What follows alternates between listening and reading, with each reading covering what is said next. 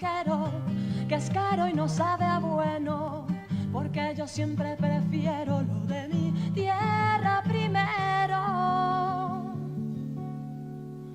Ay, qué orgulloso me siento de ser un buen colombiano.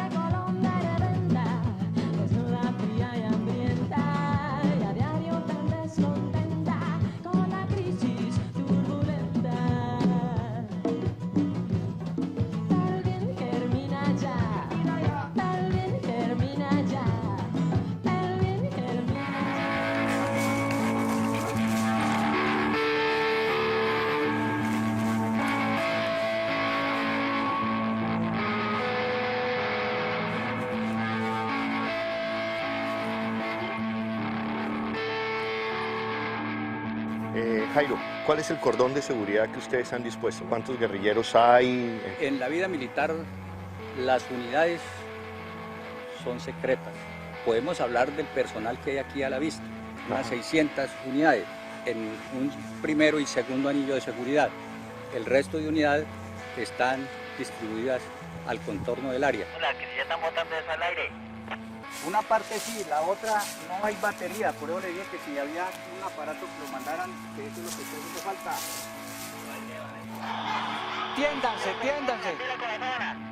Tiéndanse, quietos, esténse quietos ahí tendidos.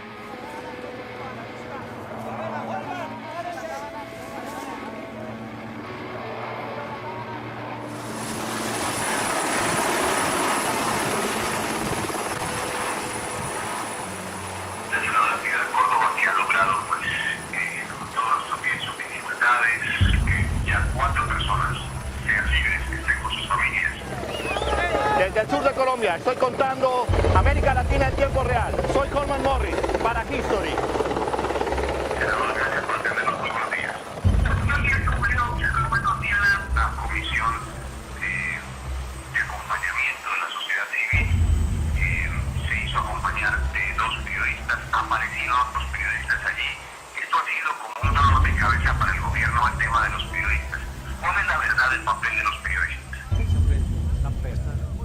Como garantes del acuerdo acompañaban a Piedad Córdoba, senadora del Partido Liberal, 3 integrantes de la Cruz Roja Internacional y 3 miembros de la Comisión Colombianos por la Paz, entre ellos el periodista Daniel Samper. Bueno, doctora Piedad, hasta el fin tenemos la posibilidad de vernos otra vez. Digo otra vez porque antes ya lo habíamos hecho, seguramente usted no recuerda la lista. No confiamos, muy respetuosamente, no confiamos al 100% de la labor de la Cruz Roja. No vamos a tratar ejemplos ahora porque no es el caso, pero tenemos ejemplos de dificultades en este tipo de trabajo. Cuando decimos no confiamos, nos cuestionan y a veces hasta nos niegan la razón. Pero bien. La gente que viene con nosotros es primera vez que participa en un operativo de esta naturaleza en cualquier otro país y lo han hecho de la mejor manera. nosotros hemos estado, en mi caso particular, visitando las cárceles. Y por eso esta semana yo me reuní con el ministro del Interior para ponerlo en conocimiento de las torturas, de las violaciones a los derechos humanos, porque entendemos que son prisioneros de guerra, pero son seres humanos y tienen todo el derecho a que se respeten sus derechos. Nosotros somos conscientes de la necesidad de impulsar rápidamente el tema del acuerdo humanitario. Los comandantes de las FARC le volvieron a pasar el comunicado radial que informaba los sobrevuelos del ejército. Según eso, es para que sean fotografiados. Con el sobrevuelo de los aviones. Se había pactado previamente.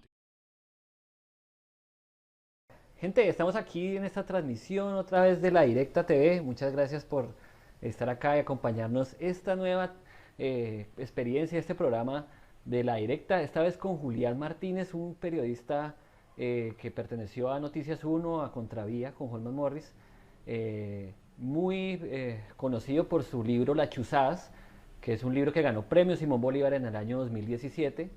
Y nada, en este momento pues lo tenemos ya en línea, así que damos paso a todo el equipo del panel y pues muchas gracias por estar acá y pues les damos la bienvenida. Leo, puedes entrar si quieres. Bueno, buenas noches, gente de La Directa. Un saludo, un abrazo para todos ustedes que están en sus casas. Un saludo para todos las amigas y amigos que se conectan en este momento a la transmisión que hacemos aquí en La Directa. Un saludo para Cristian, un saludo para Paula que están en el panel. Y bueno, Julián, un grande abrazo. Antes de empezar este directo, quiero mandarle un fuerte abrazo a Gustavo Petro. Gustavo Petro, hermano, mucha fuerza. Esta vaina seguramente va a salir adelante, parcero. Lo queremos muchísimo y la mejor de las suertes, la mejor de las posibilidades que hayan frente a esta enfermedad, hermano. Lo apoyamos desde La Directa. Y bueno, muchachos, preséntense y vamos con Julián. Viejo Cristian.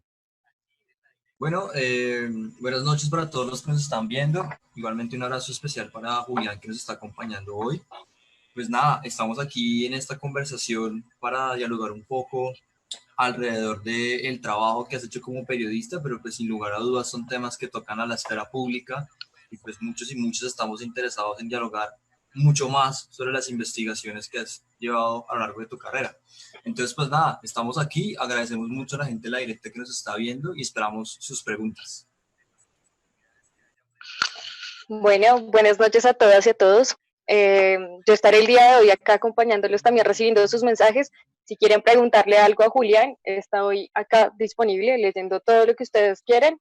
Y nada, bienvenido Julián también a este espacio. Muchas gracias por asistir. Bueno, Julián, empezando, pues como te diste cuenta, tuvimos un video de la Hora de la Paz, un documental que hizo Holman Morris. Un saludo para Holman, una gran escuela que tuvimos en Contravía. Un abrazo para él. Y bueno, Julián, cuéntale a la gente que está en este momento conectándose, cómo fueron esos inicios en el periodismo, en la televisión. ¿Cómo fue ese inicio de esa carrera? Bueno, muy buenas noches a todos. Un saludo muy cordial a Paula, a los dos, Cristian y a Leonardo, con quien tuve ocasión de trabajar hace ya 11 años, precisamente en Contravía, en donde yo empecé mi carrera periodística, más exactamente en mayo de 2008. Pues yo empecé mi carrera básicamente, yo termino en el periodismo por culpa de un periodista que es Alberto Donadío y por culpa de un profesor que yo tuve en el Politécnico Gran Colombiano que se llama Luis Fernando Martí. Resulta que el 9 de febrero de 2007 yo estudiaba en el Politécnico y a mí me invitaron a una conferencia que se llama Cátedra UNESCO Guillermo Cano, y a los estudiantes del Poli nos tocaba hacer un trabajo periodístico sobre Guillermo Cano. Entonces esa conferencia, ese viernes 9 de febrero de 2007, se estaba emitiendo de manera virtual en el Politécnico Gran Colombiano en el auditorio Jaime Miquelsen Uribe. Entonces los conferencistas eran Alberto Donadío, que es uno de los padres del periodismo investigativo, y Ana María Busquets, la esposa de Guillermo Cano.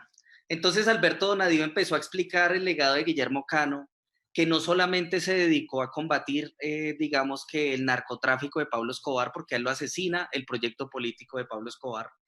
Entonces Alberto Donadío empieza a hablar de las investigaciones que hizo Guillermo Cano y El Espectador en los años 80 contra el Grupo Gran Colombiano y la mafia económica que había en Colombia. Entonces, en el momento en que Alberto Donadío empieza a hablar de Guillermo Cano y de su investigación del Grupo Gran Colombiano y de la mafia de los Mikkelsen, la señal se fue en la universidad y suspendieron la conferencia. Por lo tanto, ese día, el 9 de febrero, es el Día del Periodista. Y ese día, al yo ver que en la universidad estaban cortando la señal de una conferencia que estaban hablando de Jaime Mikkelsen y el Grupo Gran Colombiano, y yo empecé a relacionar eso, el auditorio se llama Jaime Mikkelsen Estudio en el Politécnico. Ahí surgió la curiosidad y las dudas con las que yo tomé la decisión de ser periodista, porque yo en realidad cuando empecé en el periodismo no tenía, digamos, que el bagaje o la vocación o la proyección que yo creo que se necesita para ser periodista. A mí realmente me enamoró mucho el legado de Guillermo Cano y el trabajo del Espectador, las denuncias que se hicieron en los años 80, el surgimiento del paramilitarismo. Por eso es que yo termino, digamos que convirtiéndome en uno de los periodistas que más sabe de Álvaro Uribe Vélez. Porque si ustedes ven el caso de Guillermo Cano, la persona que pagó el asesinato de Guillermo Cano en 1986 compartía junta directiva de una empresa del cartel de Medellín con Álvaro Uribe Vélez, que es Con Firmeza.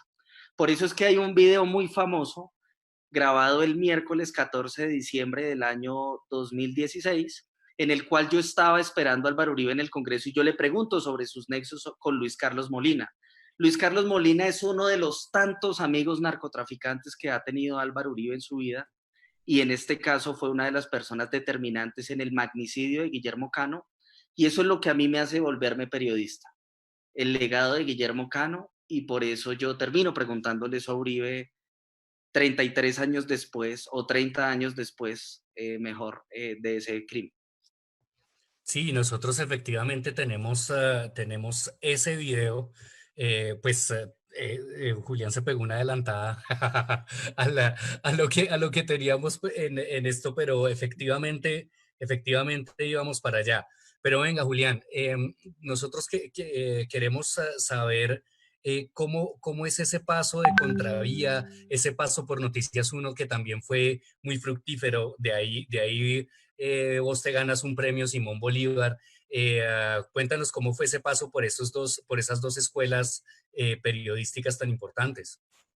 Bueno, yo precisamente cuando me interesé en el periodismo, siendo estudiante me convertí en televidente de un programa periodístico como Contravía, que en ese momento era muy importante porque era el único programa periodístico de reportajes, investigación, que estaba recorriendo el país en un momento en que se estaba implementando una política denominada seguridad democrática, y que había un periodista muy valiente como Holman Morris que estaba documentando que la política de seguridad democrática no era eficaz, porque Contravía fue de los primeros proyectos periodísticos y Holman Morris fue uno de los primeros periodistas que empezó a denunciar cómo el ejército estaba asesinando campesinos, los presentaban como guerrilleros muertos en combate y que estaban ganando la guerra. Y Contravía empezó a documentar los falsos positivos, le empezó a hacer una vigilancia al gobierno de Álvaro Uribe a través de una veeduría periodística muy sensata y muy documentada. Entonces, cuando yo empecé a ser televidente de este programa, yo me di cuenta que había, digamos que mucho que aprenderle a alguien como Holman Morris. Y a mí se me presenta la oportunidad de trabajar con él en mayo de 2008. Y yo creo que Contravía siempre ha constituido en mi vida y en mi patrimonio periodístico como los primeros pinitos y los valores de la formación. O sea, mi formación política, periodística, se debe a la siembra de Contravía. Estos valores nunca han cambiado. Yo he cambiado de medios de comunicación, por supuesto que yo no estoy de acuerdo en todo lo que hace Holman Morris hoy en día como político, por supuesto que no tengo nada que ver con su proyecto político, Sin embargo, cuando trabajé con él, fue mi primer maestro en el periodismo y creo que le aprendí cosas muy buenas que me llevaron, digamos, a un noticiero como Noticias 1, en donde ya digamos que se hacía un periodismo investigativo de mucho nivel, porque uno trabajaba de la mano de Daniel Coronel, de Ignacio Gómez, de Cecilia Orozco, de un equipo de periodistas de mucho nivel investigativo, en el sentido en que allá había una directriz que hay que investigar y ser contrapoder. Entonces, digamos que en mi paso por Noticias 1, yo también puedo decir que fui un periodista, digamos, bastante crítico con la administración de Gustavo Petro en Bogotá. No solamente ha sido, digamos, que dedicar a hacer periodismo sobre investigaciones de narcotráfico, también hemos abarcado distintos temas, pero sin duda alguna, digamos que las denuncias más graves y las denuncias que, digamos, que han marcado mi vida como periodista han sido las que tienen que ver con el expresidente Álvaro Uribe, ya que ha sido muy apasionante investigar tanta criminalidad sobre la que está rodeado, porque no es, digamos, que sea una obsesión ni una especialidad, porque yo también he hecho otros trabajos, sino que realmente investigar a una figura política como Álvaro Uribe resulta interesante. Estamos hablando de una persona que tiene cerca de 35 escándalos solamente como presidente. Eso sin contar, por ejemplo, las licencias de la aeronáutica civil, eso sin contar, por ejemplo, el papel de Álvaro Uribe en la negociación de paz con Pablo Escobar, que ese es un capítulo absolutamente olvidado en la memoria de los colombianos, sin contar el surgimiento del paramilitarismo con el apoyo del cartel de Medellín y uno de los políticos, como lo relatan distintos cables de la Embajada de los Estados Unidos, Álvaro Uribe, una persona determinante en este tema. Y también, digamos, sin contar la masacre del Aro, sin contar otros hechos que lo envuelven a él, como el asesinato de Pedro Juan Moreno, o distintos escándalos. Son 35 escándalos solamente en su gobierno, por lo tanto hay mucho material periodístico por investigar y resulta apasionante encontrar que en este país la mafia se subió al poder y que precisamente en Colombia no ha funcionado una política social es porque está sumisa ante el narcotráfico y ante la corrupción. Bueno, Julián, vamos en este momento a ir a una pausa y vamos a mandar en este momento un video precisamente frente a ese capítulo oscuro de ese gobierno, de ese periodo de Uribe, que es el periodo de las chuzadas. Entonces le voy a dar paso a Cristian para que nos dé un contexto del video y continuamos con esta entrevista, ¿vale? Bueno, gente, estamos otra vez aquí, seguimos con un videito pequeño sobre el libro de las chuzadas. Ustedes saben que ese es el libro que le dio el premio Simón Bolívar de investigación bastante profunda sobre el tema de lo que ocurrió con Álvaro Uribe Vélez y todo lo que fue las investigaciones de interceptaciones a magistrados, a periodistas, a gente de la política nacional, y eso es lo que pasa acá. Aquí hay unas imágenes de los afectados y los grandes digamos, perjudiciados, con gente que se perjudicó bastante con estas, digamos, chuzadas. Entonces, vamos paso a este videito y ya volvemos. El daño tan grande que le han hecho a mi familia, a mi mamá, a mis hermanos, a mis hermanas, a mis hijos. Me quitaron mi carrera política. Me quitaron la pasión del trabajo por la política. Me liquidaron. Me asesinaron el carácter. Y eso, como dice Julián, es irreparable. Yo fui 35 años juez, 25 magistrado y jamás una sola investigación, jamás absolutamente nada. Me destruyeron. Lo único que tengo, lo único que le puedo... ¿Dónde está heredar a mis hijos, que es la dignidad, el honor. El lanzamiento del libro Chuzadas del periodista de Noticias 1 Julián Martínez se convirtió en una sesión de catarsis y de desfogue de emociones reprimidas de quienes fueron víctimas de los operativos del DAS en contra de los opositores del gobierno de Álvaro Uribe. Los perseguidos Piedad Córdoba y el expresidente de la Corte Suprema, exmagistrado Yesir Ramírez, no pudieron impedir que se les quebrara la voz recordando lo que les sucedió. Y este libro se lo compré a cada uno de mis hijos, porque mis hijos tienen que ver en ese libro la reparación del daño tan grande que les hicieron. Yo tengo un hijo el menor tiene un retardo. Lo teníamos en un colegio de Medellín. Y José Obdulio Gaviria, en una intervención que hizo en la W, yo tuve que sacar a mi hijo del colegio, porque empezaron a gritarle cualquier cantidad de cosas y a decirle que era el hijo de Chávez. Y no encontraron absolutamente nada. Como me dijo alguien por ahí que el presidente Uribe me mandaba a decir que no se volvió a meter conmigo, le dije, hombre, dígale al presidente que a mí ya me investigaron todo lo que tienen que investigarme, a mí no me encontrarán nada. La sensibilidad de quienes tenían vida pública en esos años, además de Córdoba y Ramírez, como los exmagistrados César Julio Valencia y Alfredo Beltrán, salió a flor de piel por las revelaciones del libro Chuzadas, que se basa en las carpetas clandestinas que tenía el DAS sobre lo que llamaban objetivos humanos. Esas carpetas, ocultas durante varios años, aparecieron y quedarán como testimonio fiel de lo que sucedió y tanto se negó. Estén pendientes, volveremos con más Confidenciales de Ataque en Top Secret.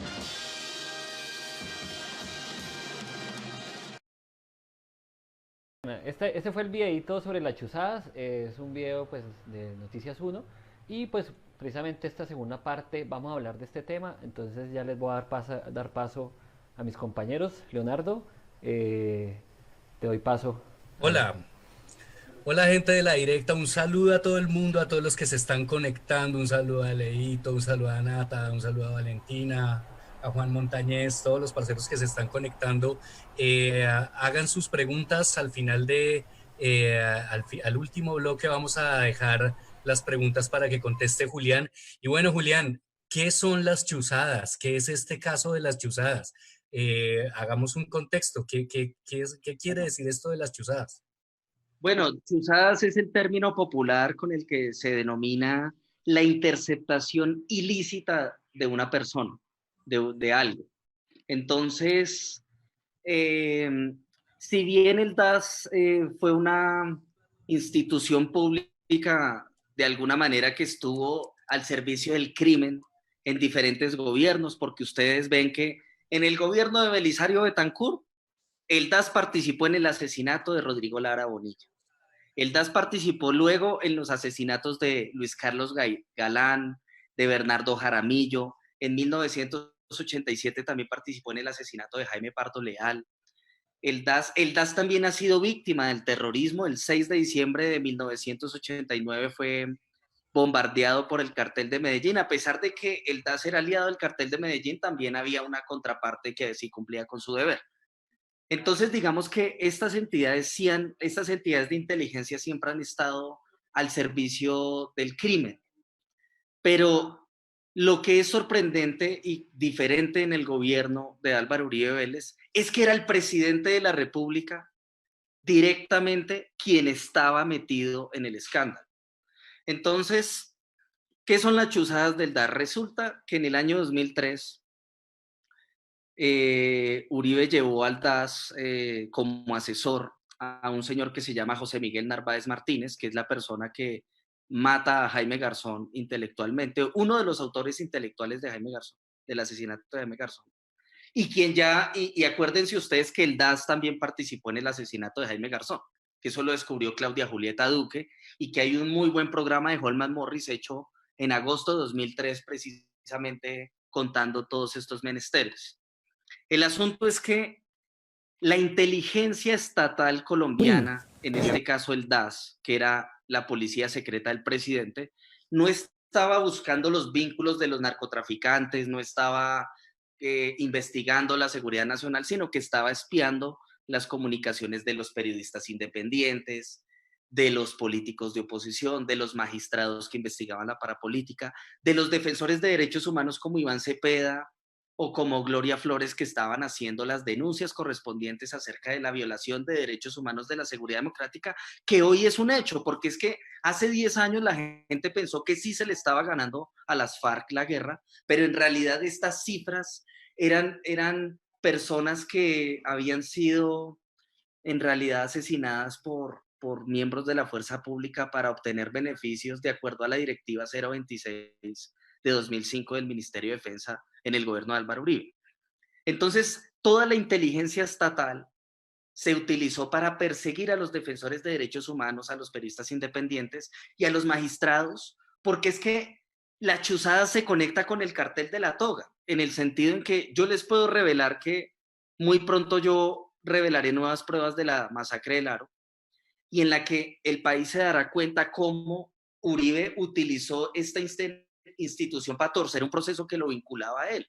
¿Sí me doy a entender? O sea, las chuzadas del DAS, todavía no se ha dimensionado el escándalo de las chuzadas del DAS, porque lo que yo cuento en mi libro en realidad es el 1%, y las historias de 9 grupos, cuando en realidad esto era una operación para delinquir que conllevó a crímenes de lesa humanidad. Es que los detectives del DAS fabricaban, o sea, lo que uno hace 14 años pensaba que los paramilitares lo querían asesinar a uno, en realidad eran miembros del DAS instigados por el discurso de Álvaro Uribe para cometer estos ilícitos. Entonces, por ejemplo, ustedes ven que a Piedad Córdoba le hicieron un montaje, pero le hicieron un montaje judicial que es irreparable, porque es que a uno le tocaría ir casa por casa para explicarle a la gente cómo le hicieron el montaje a ella por ser de izquierda, por ser chavista, por pensar diferente. Por supuesto que no hay que pensar como Piedad Córdoba, uno puede discrepar con Piedad Córdoba, pero interceptarle el teléfono a Piedad Córdoba,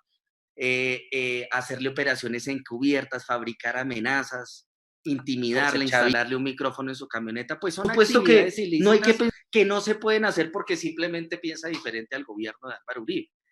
En el caso de Gustavo Petro hay más o menos unos 5.800 documentos que constatan de 5.800 operaciones en más o menos unos 3 años contra Gustavo Petro. Porque es que Petro, para los que nos están viendo, hay un muy buen discurso aprovechando esta crisis de la pandemia para que se lo vean. Yo creo que eso es algo exquisito de ver a quienes les gusta este tema. Y es que el 17 de abril de 2007 se hace el debate del paramilitarismo en Antioquia, en donde el senador Gustavo Petro expone los vínculos de estas organizaciones del narcotráfico con el poder presidencial, con el señor Santiago Uribe, de manera que es absolutamente claro que las chuzadas del DAS tenían el fin de satisfacer los caprichos personales de Álvaro Uribe. Es que es tanta la historia que podríamos coger como por víctimas de lo que ustedes quieran saber. Porque es que vean, Daniel Coronel, los magistrados, que son 23, los periodistas, los defensores de derechos humanos. O sea, por ejemplo, para irle dando un rostro a esto, sin el ánimo de digamos, de poner en una situación incómoda a Leonardo fue una de las víctimas del DAS, porque Leonardo fue camarógrafo de Contravía, fue realizador audiovisual de Contravía, y él hizo unos trabajos con Holman Morris en terreno. En terreno significa que hay que contarle al país que aquí había guerrilla, que aquí habían unas cosas, ¿sí? Entonces Leonardo fue una de las personas que, puedo decir, casi mata el gobierno colombiano por el hecho de hacer periodismo libre e independiente.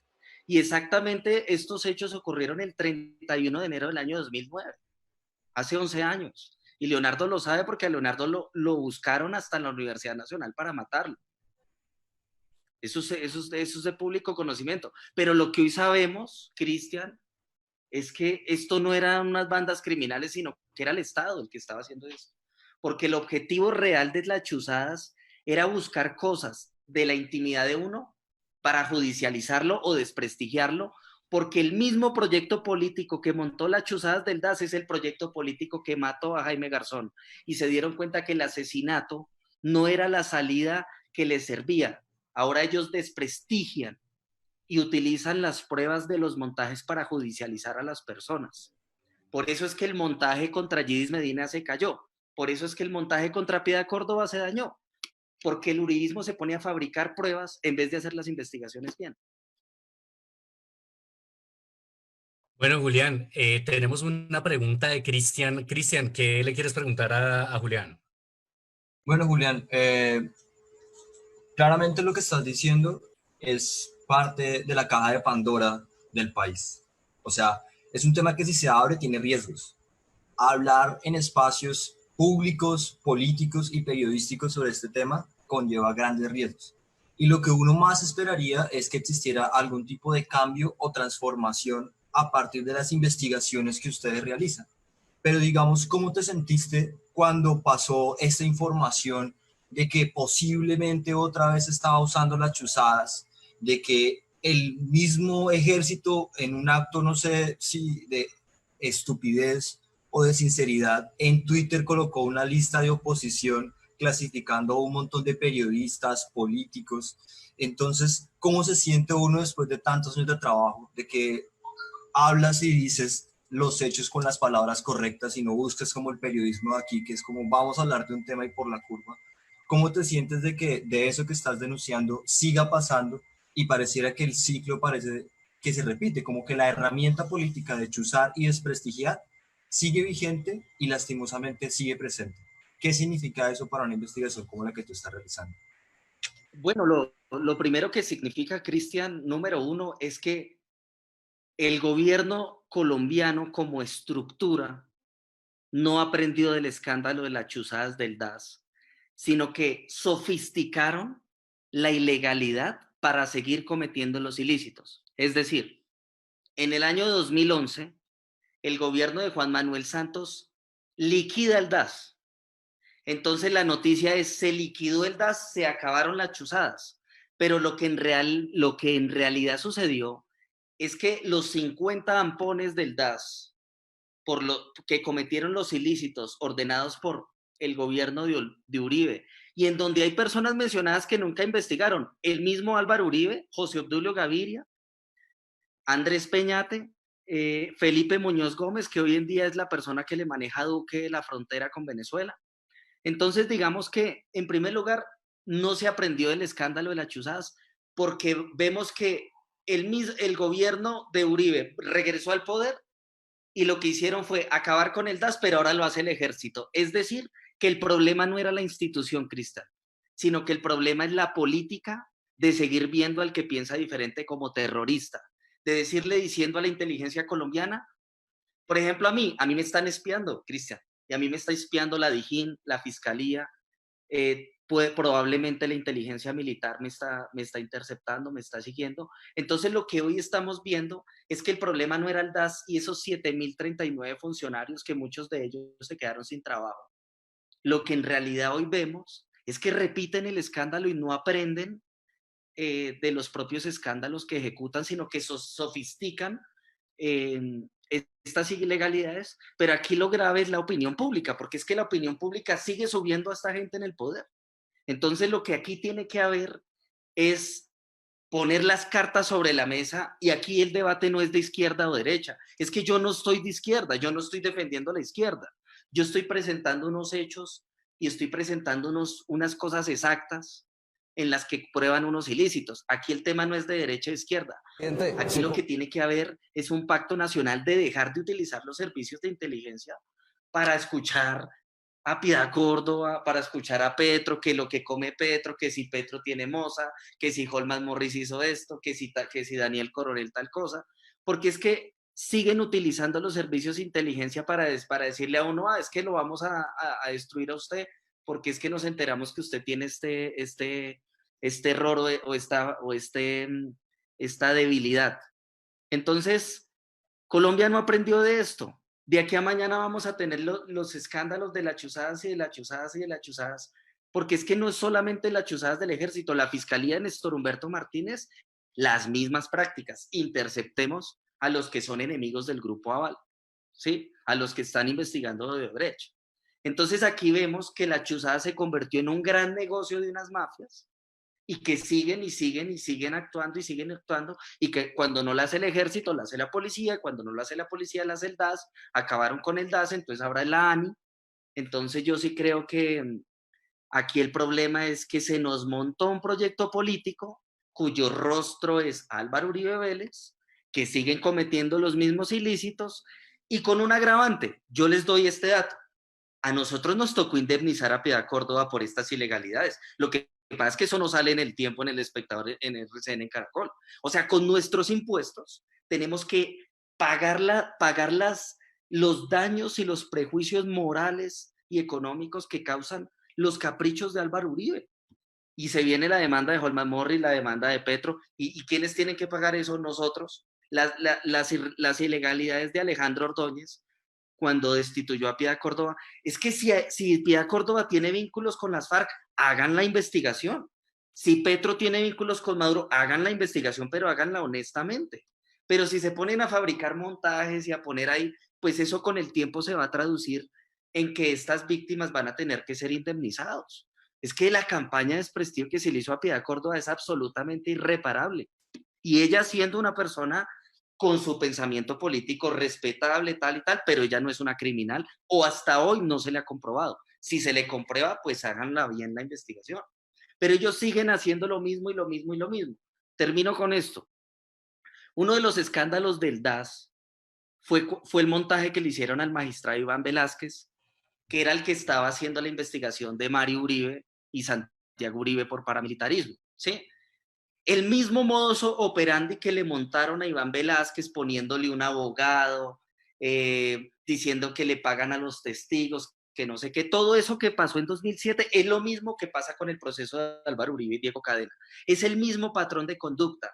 Uribe lleva 40 años diciendo que los mamertos pagan testigos para decir que él es paramilitar, cuando hay sentencias que hablan de compra de votos, hay sentencias de justicia y paz que vinculan a Álvaro Uribe con crímenes, concierto para delinquir, con formación de grupos paramilitares, formación de grupos, asesinatos de menores de edad, exterminios, o sea, es que no es que uno se lo invente, y cuando a uno le dicen, no, es que no hay pruebas, ¿por qué no está en la cárcel? No, las pruebas están, y la justicia las conoce desde hace muchos años, ¿sí? Por eso yo hablo con propiedad, porque yo las conozco, es que en lo mío no es una opinión.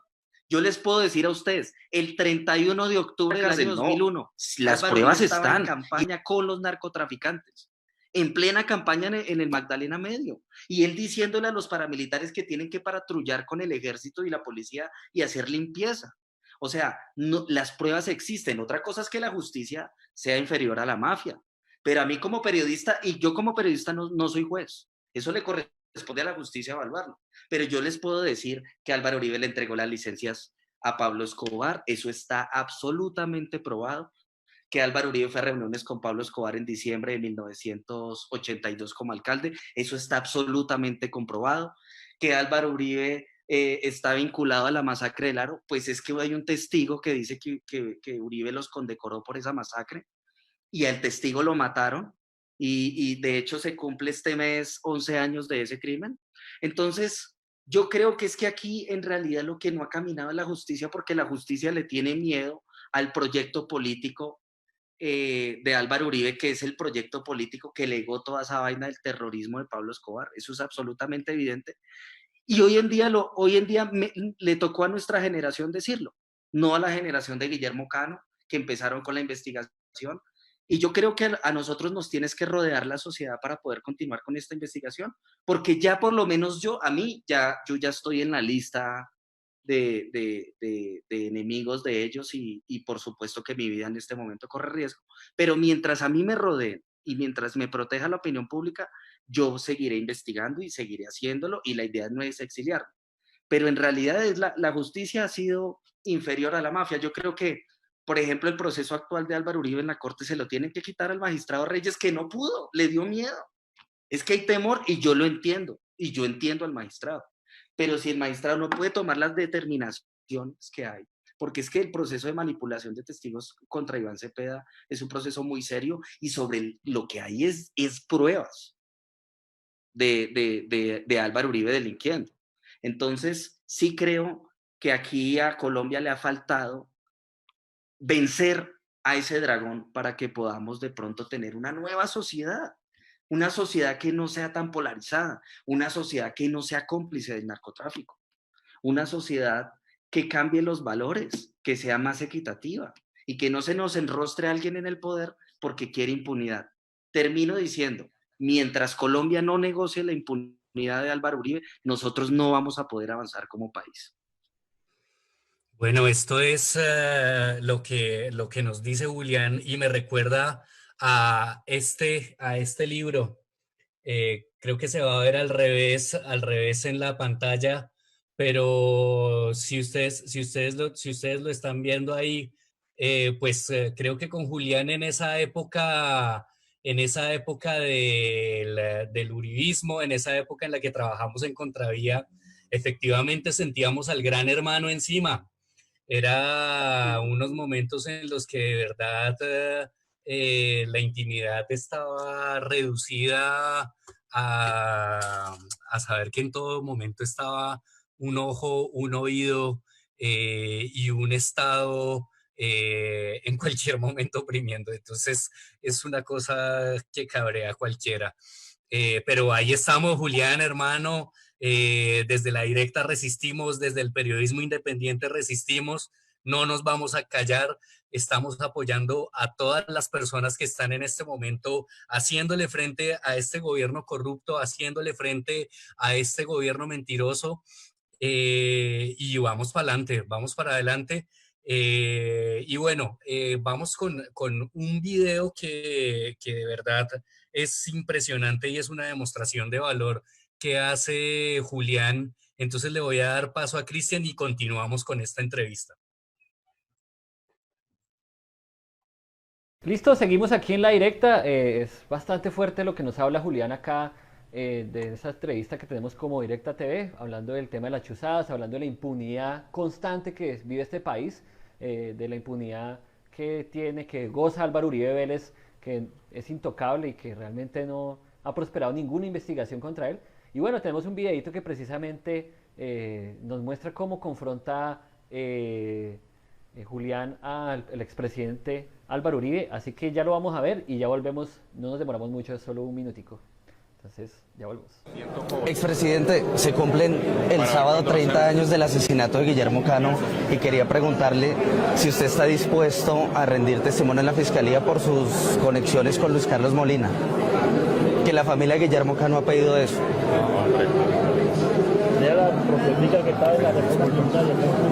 Expresidente, sobre la relación que usted tuvo con Luis Carlos Molina, miembro del Cartel de Medellín. Miembro del Cartel de Medellín. ¿Cómo? Luis Carlos Molina, ¿sabes quién es? No. La persona que pagó el asesinato de Guillermo Cano. ¿Eso está comprobado que sí, claro. Tenga nexos con una claro que sí, claro que sí. Muy atrevido.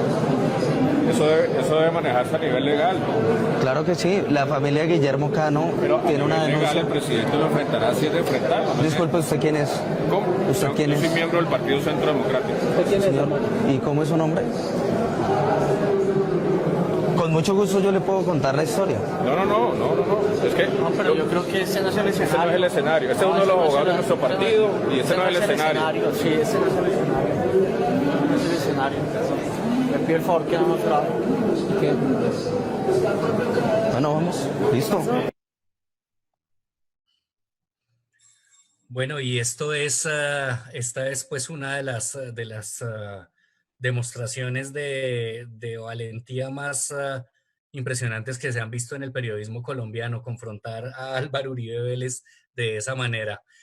Julián, ¿qué ha pasado con esta investigación? ¿Qué ha pasado con la muerte del director del Espectador? Bueno, mira, básicamente, en primer lugar hay que decir que el asesinato de Guillermo Cano es un crimen de lesa humanidad, por lo tanto no ha prescrito. Y la investigación de las autoridades va en eso, en que hay personas vivas en este momento. Es que es un crimen de hace ya 34 años. Entonces, todavía hay personas vivas, en este caso Álvaro Uribe Vélez, ¿sí?, que pueden explicar y determinar cosas que son ocultas del crimen de Guillermo Cano, dado que Álvaro Uribe aparece en la junta directiva de la empresa que giró la plata para matar al periodista. Yo no estoy diciendo que Álvaro Uribe lo mató, ¿sí? No lo sé. El asunto es que el proyecto político de Álvaro Uribe sí se benefició con el asesinato de Guillermo Cano, por supuesto, pero eso no significa que lo haya matado.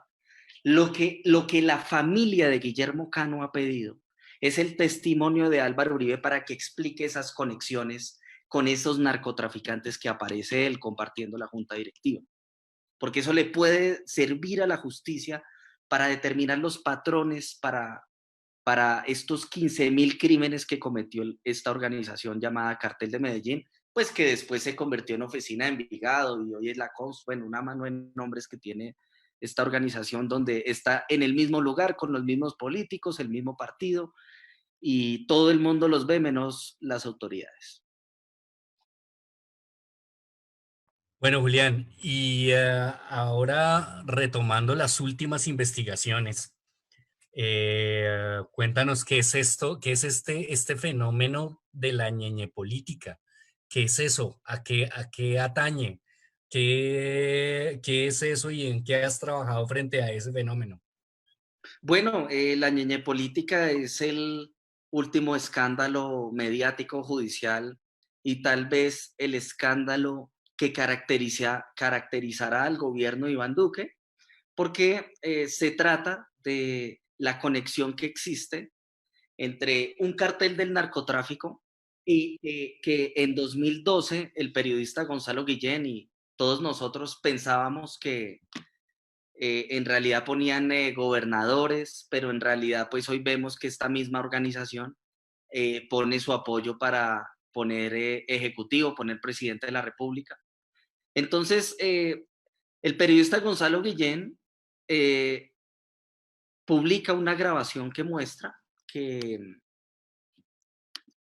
la secretaria de Álvaro Uribe está negociando 1.000 paquetes para fortalecer la campaña de Iván Duque en La Guajira y está hablando con con una de las cabezas, con uno de los cabecillas más grandes de una organización que financia los rastrojos, que financia al clan del Golfo, porque es que aquí no solo se trata que el Ñeñe Hernández era narcotraficante, sino que la DIJÍN en la investigación que hizo encontró que el Ñeñe Hernández financiaba a los que hoy matan los líderes sociales. Entonces, por ejemplo, nadie ha caído en cuenta que el gran aumento del asesinato de líderes sociales se debe también al apoyo que el narcotraficante Ñeñe Hernández le suministró a esta organización criminal. De manera que la ñeñe política pues es el escándalo de dineros del narcotráfico en la campaña de Iván Duque de 2018 y que por más coronavirus, que obviamente es una noticia muy importante, hay que ponerle atención, el gobierno de Duque sé que está muy preocupado porque esta investigación nos ha costado las amenazas de muerte del más alto nivel que yo jamás pensé recibir. Y por lo que hoy ya mi vida ha cambiado, ya tengo que andar con guardaespaldas y pues eso no es garantía de la libertad de prensa. Y pues así también le toca a Guillén y a muchos periodistas en Colombia, pero lo ideal sería que uno no tuviera que tener escoltas para poder ejercer periodismo. La ñeñe política es un escándalo que va a dar de hablar, que estamos investigando, que seguimos investigando. Hemos encontrado datos muy importantes, como por ejemplo el apoyo de empresas de narcotráfico a la campaña de Duque de forma directa. Es decir, el narcotraficante Ñeñe Hernández le dio apoyo logístico a toda esta campaña, camisetas, vallas, volantes, afiches por todo lado. Y pues yo creo que este escándalo se está creciendo a pesar de que el gobierno está usando medios tradicionales para desprestigiarnos, porque incluso han tratado de involucrarnos a nosotros con sectores políticos, pero en realidad hemos hecho es periodismo independiente. Bueno, Julián, vamos a darle paso a las preguntas del público. Paula, ¿qué hay en las redes? ¿Qué nos han preguntado acá desde la transmisión?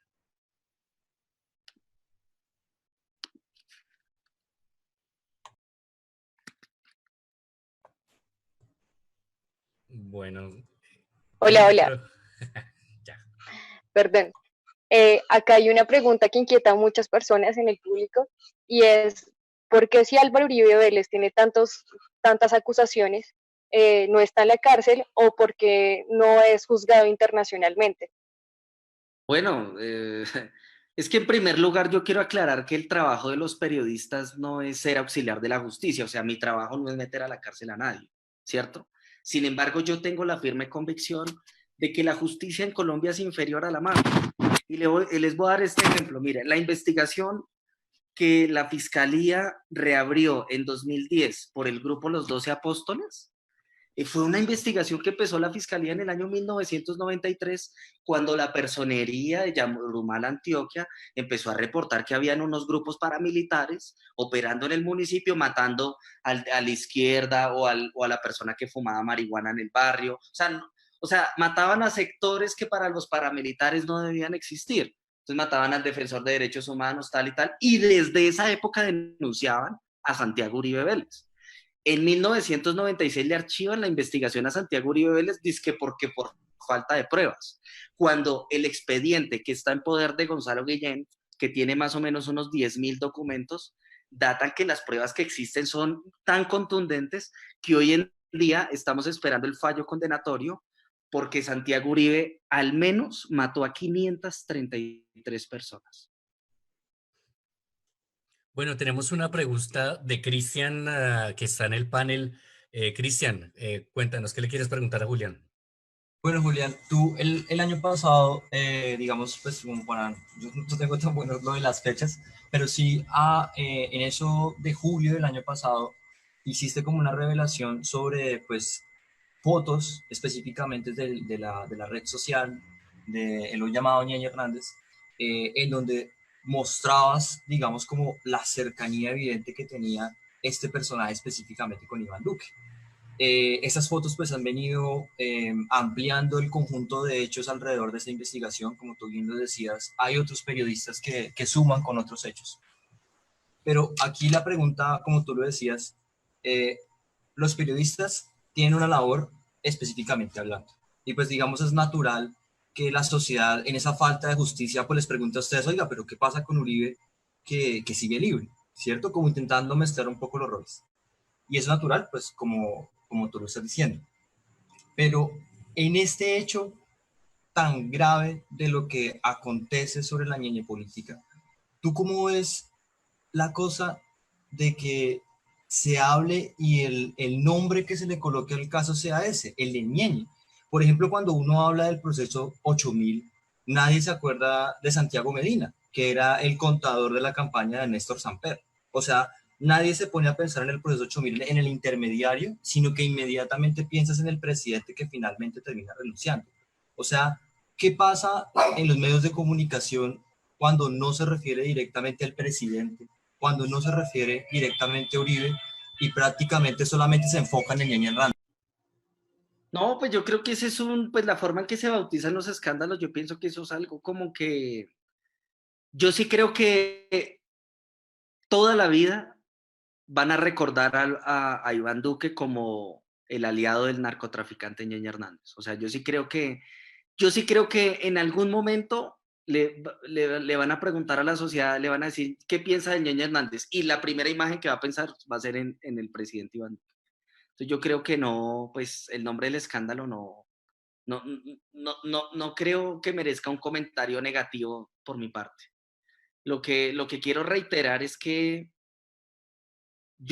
o sea, yo pienso que Colombia y la justicia en Colombia tiene que despolitizarse y tiene que dejar de medir el rasero por el miedo que inspira a una persona.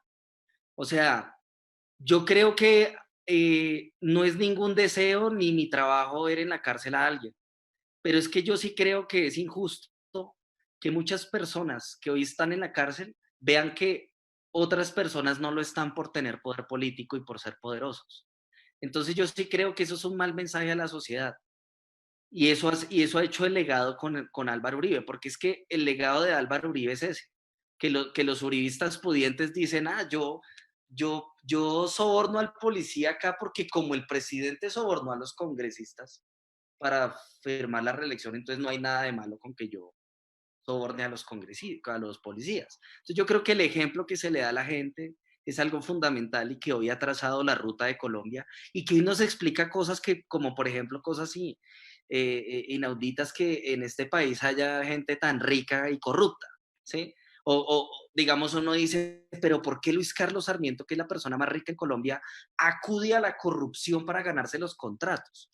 Porque precisamente han recibido el ejemplo de estos gobernantes que su legado es ese, su legado es el cohecho, el concierto para delinquir, Porque en realidad cuando este país, por allá en 50 años, cuando debatamos qué fue la obra de Uribe, pues la gente objetivamente se va a dar cuenta que todo era un sofisma, porque esas 10.000 bajas que le dieron a las FARC no eran guerrilleros, eran era personas que, bueno, de pronto había gente que había cometido un ilícito, pero eso no significa que le dé el poder al gobierno de asesinarlos.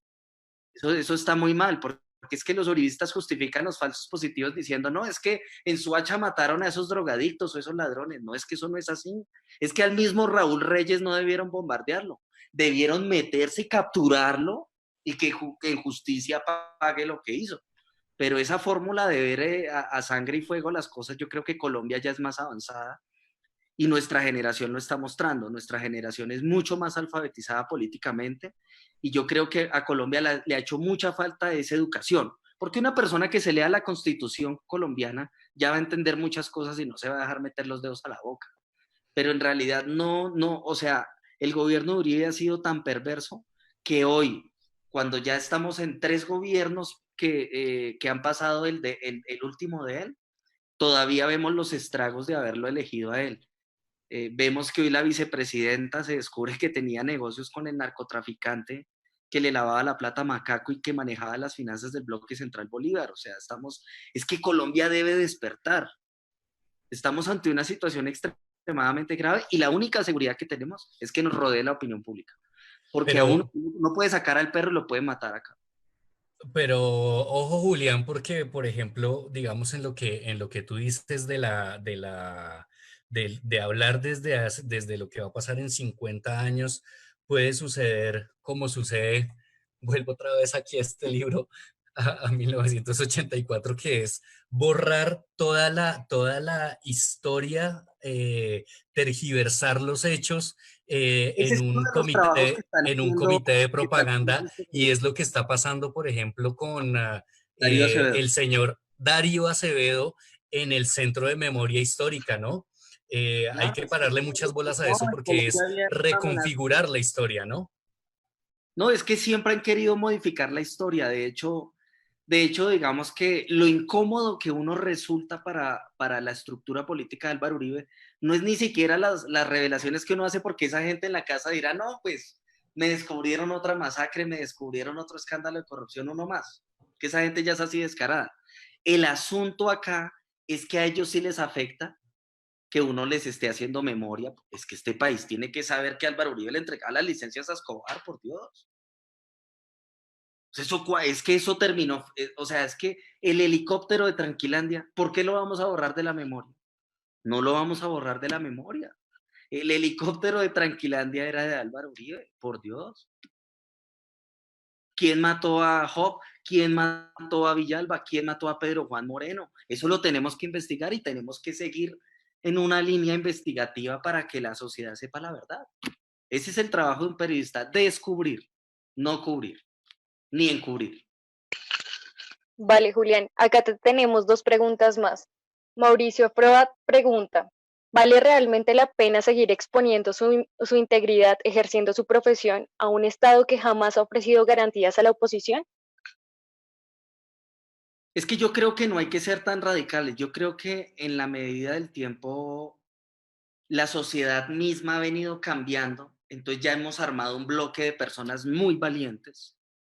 Y que en realidad, por ejemplo, digamos, yo digo esto, mire, yo conocí a Claudia López hace 13 años y Claudia López era una señora que montaba en Transmilenio, que era como uno, que comía corrientazo, y ella se hizo la investigación de la parapolítica, que hoy tiene a puertas de una condena en la Corte Suprema a Luis Alfredo Ramos, que es una persona bien cuestionada de Antioquia, muy cercana a todas estas estructuras mafiosas.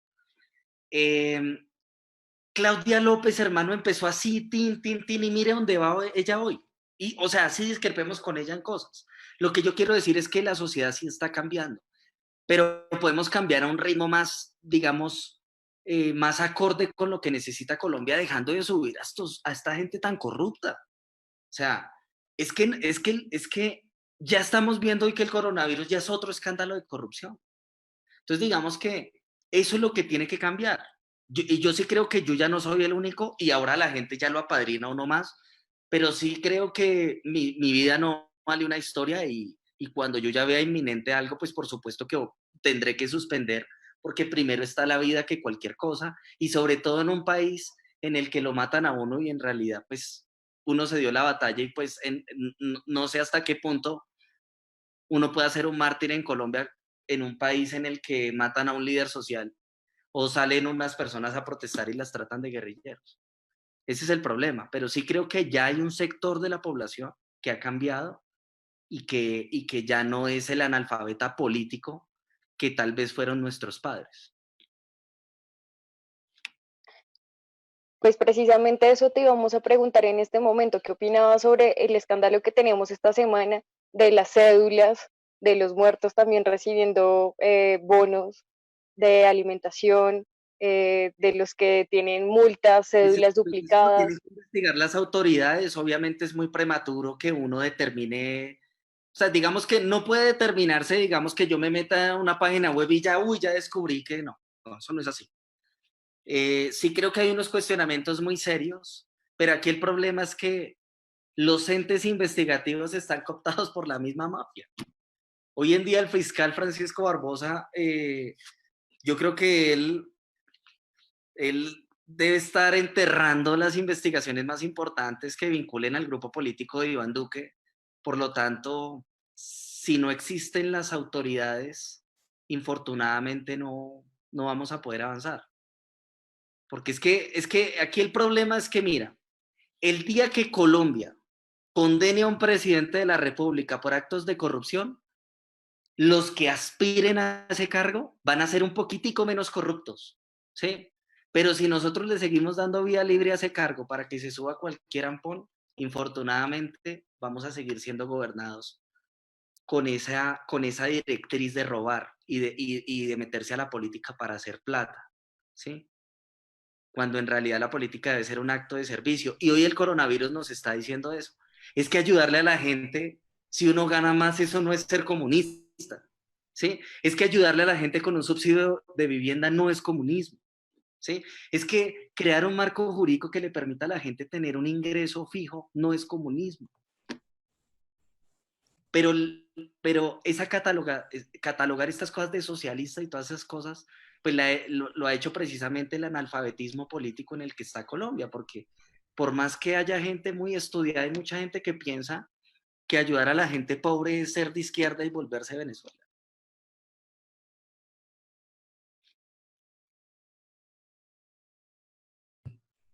Bueno, Julián, pues nada, mi hermano, muchísimas gracias por haber estado aquí con nosotros. Te agradecemos haber compartido este tiempo. Pues nada, todo el apoyo, todo lo que podamos hacer aquí desde la directa, siempre vas a tener acá un respaldo, siempre vas a tener acá un espacio disponible para todo lo que necesites acá con la gente que nos sigue y para adelante, mi hermano. Voy a darle paso a mis compañeros para que se despidan y volvemos otra vez contigo pues para cerrar esta entrevista, ¿vale? Perfecto, muchas gracias.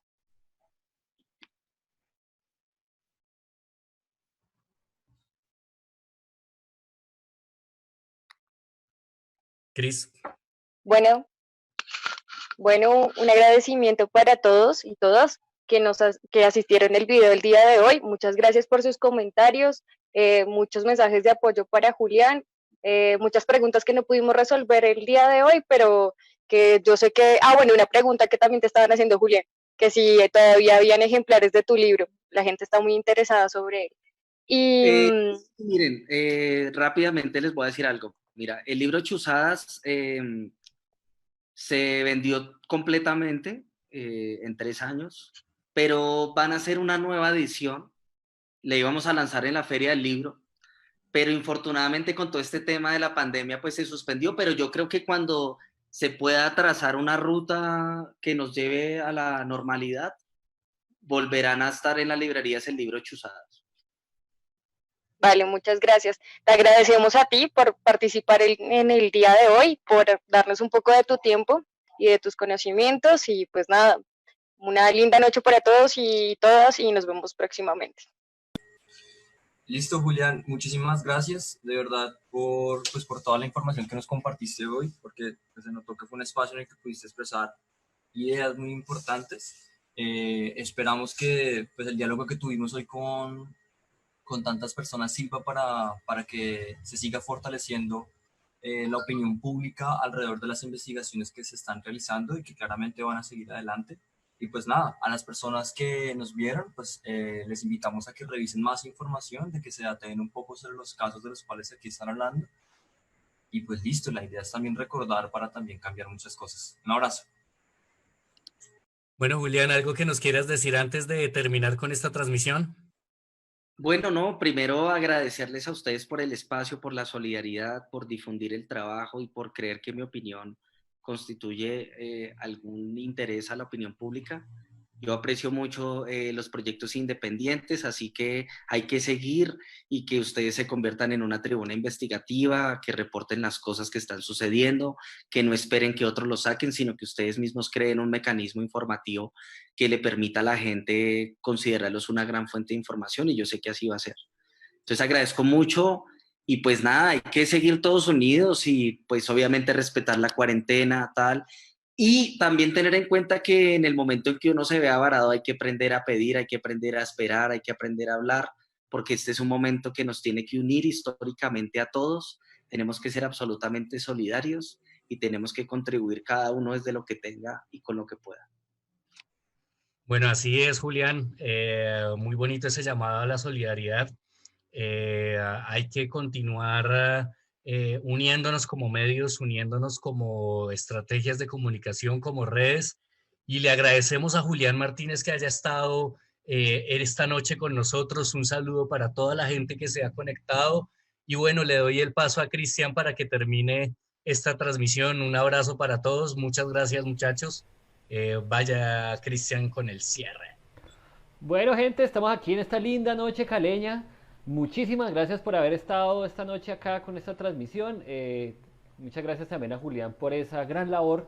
Es una labor extremadamente valiente en un país, en un estado como el colombiano, que se ha caracterizado por la represión, por el asesinato de los periodistas, de la gente que investiga los nexos del poder.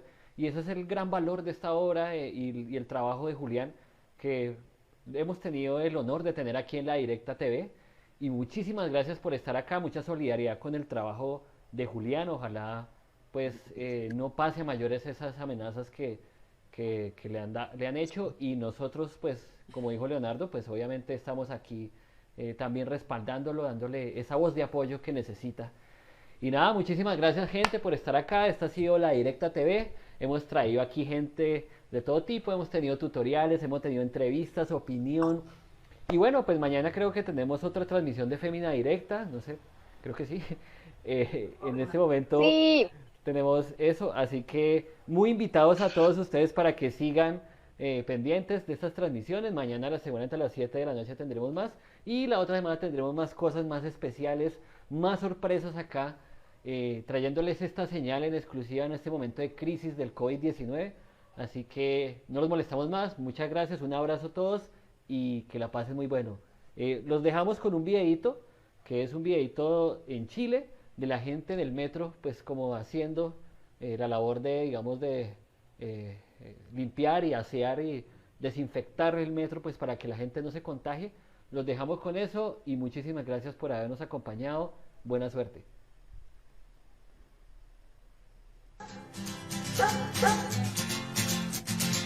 Cuando nos bajemos en esta estación, subimos, limpiamos toda la orilla, todos los pasamanos, y después nos volvemos a subir. Ya, muchas gracias. ¿Me echáis un poquito acá, compañero?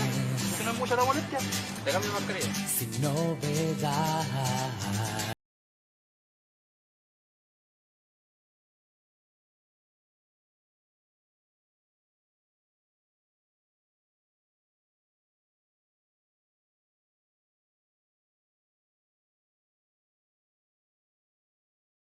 Ustedes, chiquillos, bravo.